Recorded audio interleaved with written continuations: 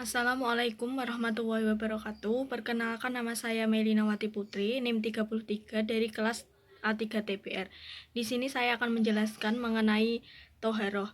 Toharoh secara etimologi berarti bersih, sedangkan secara terminologi berarti mengerjakan sesuatu, wudhu, tayamum, dan menghilangkan najis yang menyebabkan seseorang boleh mengerjakan sholat dan semisalnya. Pembagian air, yang pertama ada air hujan, air laut, air sungai, air sumur, air sumber atau mata air. Selanjutnya, definisi istanja itu menghilangkan sesuatu yang keluar dari kubur atau dubur dengan menggunakan air suci lagi mensucikan, atau batu yang suci dan benda-benda lain yang memiliki fungsi sama dengan air dan batu. Kemudian ada praktek istinja dan adabnya, mulai dari mengambil air dengan tangan kiri dan mencuci kemaluan, yaitu pada lubang tempat keluarnya air kencing, atau seluruh kemaluan bila sehabis keluar wajib. Kemudian mencuci dubur dan disirami dengan air dan menggosok-gosoknya dengan tangan kiri. Wudhu. Menurut bahasa, wudhu itu berarti bersih atau indah. Sedangkan menurut istilah, wudhu ialah membersihkan anggota wudhu untuk menghilangkan hadas kecil dengan syarat rukun tertentu. Syarat wudhu yang pertama itu muslim, yang kedua mumayyiz, menggunakan air mutlak, tidak sedang berhadas besar, tidak ada yang menghalangi sampainya air ke anggota wudhu. Rukun wudhu yang pertama itu ada niat, yaitu berniat di dalam hatinya untuk berwudhu menghilangkan hadas. Kedua, membasuh wajah dimulai dari tumbuhnya rambut kepala menuju ke bagian bawah kumis dan jenggot sampai pangkal kedua telinga, hingga mengenai persendian bagian wajah yang terletak antara jenggot dan telinga. Yang ketiga, membasuh kedua tangan sampai ke siku. Bagi seseorang yang tidak sempurna tangannya, misalnya tangan terpotong dari atas siku, maka dia tetap membasuh tangan yang tersisa. Membasuh sebagian kepala, caranya dengan mengusap kepala dengan kedua tangan dari depan menuju ke belakang sampai tengkuk, kemudian kembali ke tempat awal. Yang kelima, membasuh kaki hingga mata kaki. Bismillahirrahmanirrahim.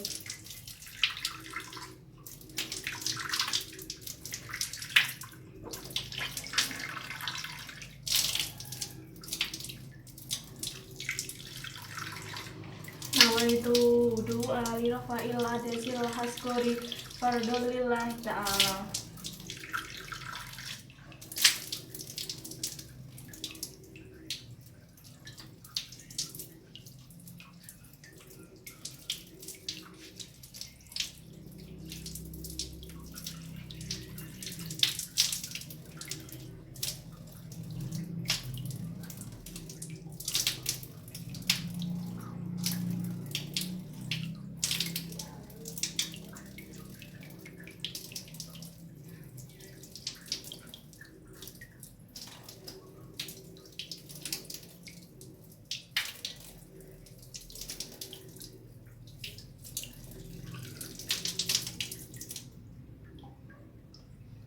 Bismillahirrahmanirrahim. Asyhadu an la ilaha illallah wahdahu la syarikalah wa asyhadu anna Muhammadan abduhu wa rasulullah.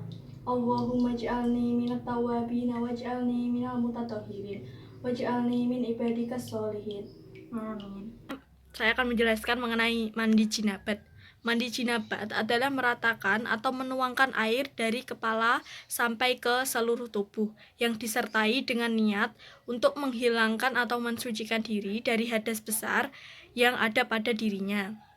Hadas besar yang mewajibkan seseorang untuk mandi junub atau mandi jinabat ini ada beberapa hal, seperti yang pertama itu setelah melakukan hubungan intim atau bersetubuh, itu diwajibkan untuk melakukan mandi jinabat.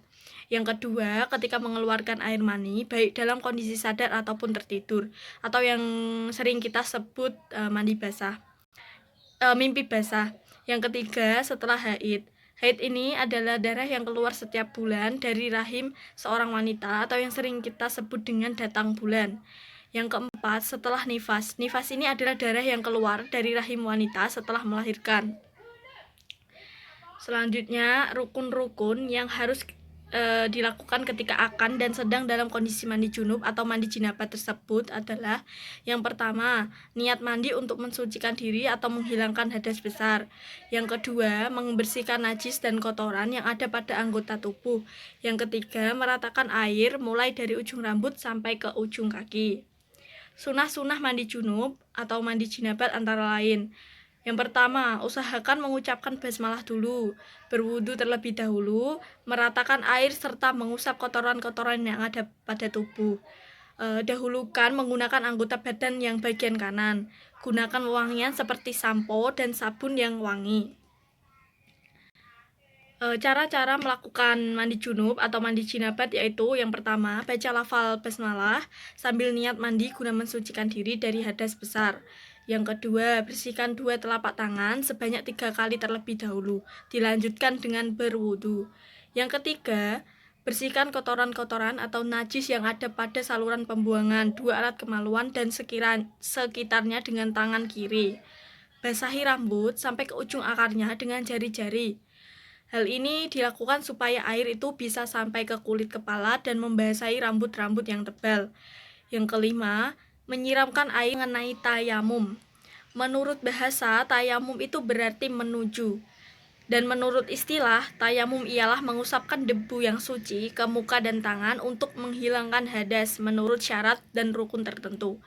Tayamum dilaksanakan sebagai pengganti wudhu atau mandi karena tidak memperoleh air atau tidak dapat menggunakan air karena uzur.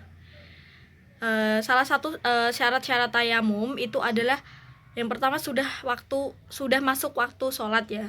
Yang kedua itu sudah berusaha mencari air tetapi tidak mendapatkannya, kecuali bagi orang yang sedang uzur menggunakan air. Jadi kalau tayamum itu dilakukan kalau memang benar-benar keadaan darurat dan tidak ada air di sekitarnya. Yang ketiga itu menggunakan debu atau tanah yang suci. Yang keempat, telah suci dari najis. Yang kelima, adanya sebab yang Bismillahirrahmanirrahim. Nawaitu tayammum istibahati sholati fardhu lillahi ta'ala.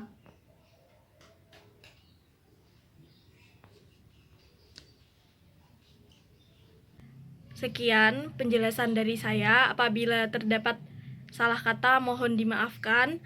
Wassalamualaikum warahmatullahi wabarakatuh.